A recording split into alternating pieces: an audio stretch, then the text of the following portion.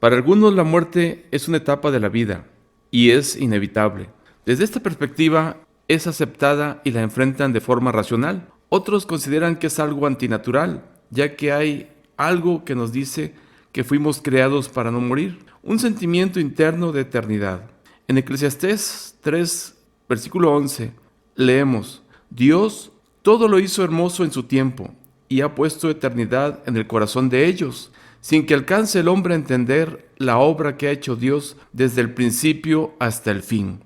Dios todo lo hizo hermoso en su tiempo, sin corrupción, sin maldad, sin deterioro, sin pecado, y en el diseño original Dios puso eternidad en el corazón del hombre.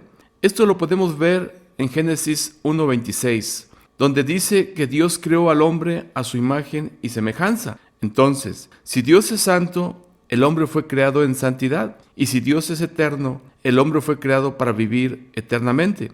Es por esto que la proximidad de la muerte genera sentimientos de impotencia, de angustia o de incertidumbre.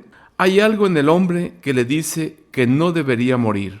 Sin embargo, nos queda claro que la muerte puede llegar en cualquier momento, y quizás somos conscientes de ello, pero nos aferramos tanto a la vida que buscamos que a través de la ciencia o de la medicina o mediante cambios en nuestros hábitos podamos prolongarla. Pero la Biblia señala en Hebreos 9:27 que está establecido para los hombres que mueran una sola vez y después de esto el juicio. Esto quiere decir que aunque el hombre se esfuerce por prolongar la vida, en algún momento la muerte llegará y con ella un juicio. Y en este sentido muchos temen por no saber qué les espera después de la muerte. ¿Cuál es el origen de la muerte? La Biblia señala que es consecuencia del pecado, como dice Romanos 6:23, porque la paga del pecado es muerte.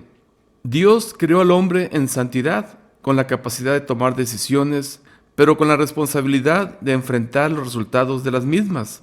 Dios advirtió a Adán de la consecuencia del pecado y puso a prueba la capacidad del hombre, diciéndole que no comiera del fruto del árbol de la ciencia del bien y del mal, porque el día que lo hiciera, ciertamente moriría.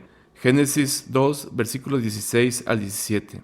La historia la conocemos. La serpiente, o sea, Satanás mismo, engañó a Eva, quien comió del fruto y dio de comer a Adán, quien no fue engañado, sino que tomó la decisión voluntariamente de pecar contra Dios. El pecado no fue comer del fruto, sino la desobediencia.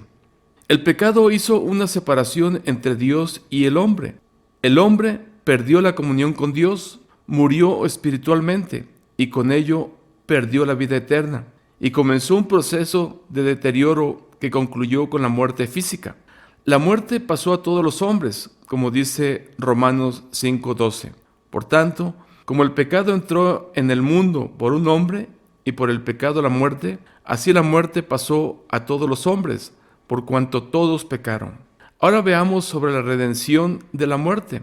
Dios estableció la forma en la que el hombre podría recuperar la comunión con Él y con ello la vida eterna, mediante su plan de salvación.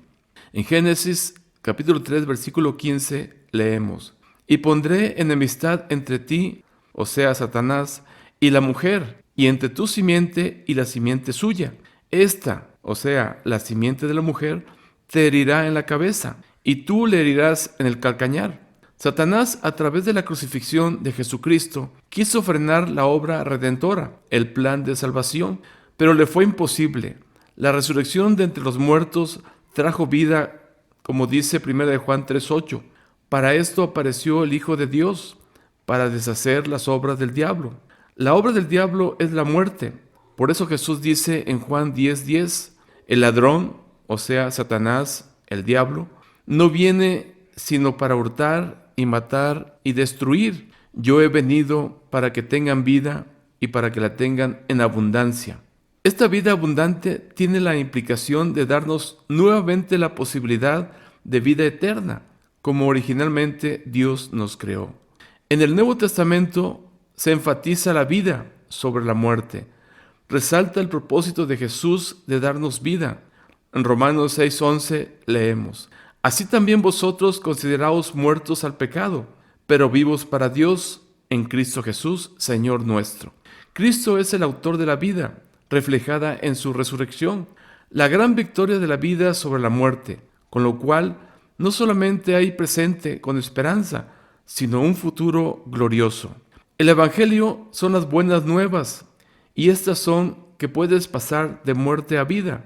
Jesús dice en Juan 5:24, el que oye mi palabra y cree al que me envió, tiene vida eterna, y no vendrá a condenación, mas ha pasado de muerte a vida.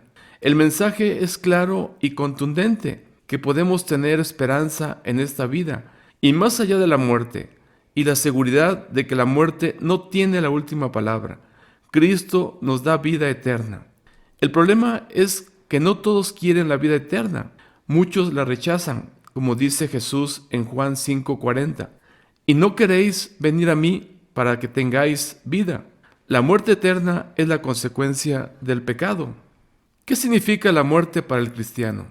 La muerte para el cristiano significa la liberación de este cuerpo que nos limita para tener un cuerpo glorificado, el cual no tiene limitaciones físicas.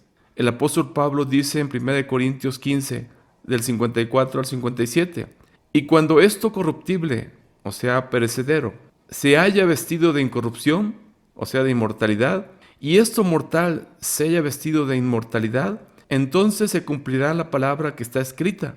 Sorbida es la muerte en victoria. ¿Dónde está, oh muerte, tu aguijón? ¿Dónde, oh sepulcro, tu victoria? Ya que el aguijón de la muerte es el pecado, y el poder del pecado la ley. Mas gracias sean dadas a Dios, que nos da la victoria por medio de nuestro Señor Jesucristo.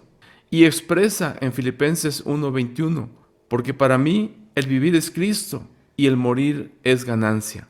Definitivamente la promesa para el cristiano es que al final del camino le espera la vida eterna, que Cristo prometió, como dice Romanos 6:22. Mas ahora que habéis sido libertados del pecado y hechos siervos de Dios, tenéis por vuestro fruto la santificación y como fin la vida eterna. Ahora viene la pregunta, ¿por qué no debemos temer a la muerte? Al hacer nuestra la promesa que Jesús nos dejó en Juan 11:26, que dice, todo aquel que vive y cree en mí no morirá eternamente. Y en Juan 12:26, si alguno me sirve, sígame, y donde yo estuviere, allí también estará mi servidor. Si alguno me sirviere, mi Padre le honrará. Estas promesas nos dan seguridad de que hay esperanza de estar con Él en la vida eterna. No estamos exentos de la muerte física, pero tenemos la esperanza que resucitaremos juntamente con Cristo para vida eterna, con la seguridad de que si vivimos, para el Señor vivimos, y si morimos, para el Señor morimos. Así pues, sea que vivamos o que muramos, del Señor somos. Romanos 14:8. Esta convicción la tenían muy en claro los primeros cristianos, quienes muchos de ellos murieron como mártires cuando eran arrojados a los leones en el Coliseo romano, o quemados o crucificados. Ellos tenían la seguridad que les esperaba un lugar mejor, una vida eterna. Por esto, no debemos temer a la muerte. Conclusión: la muerte no es el final, sino una puerta a la eternidad con Dios. A través de las promesas que Jesucristo nos dejó, podemos enfrentarla con esperanza. El desafío es vivir con la certeza de que la muerte fue derrotada por Cristo, como dice Romanos 6:11.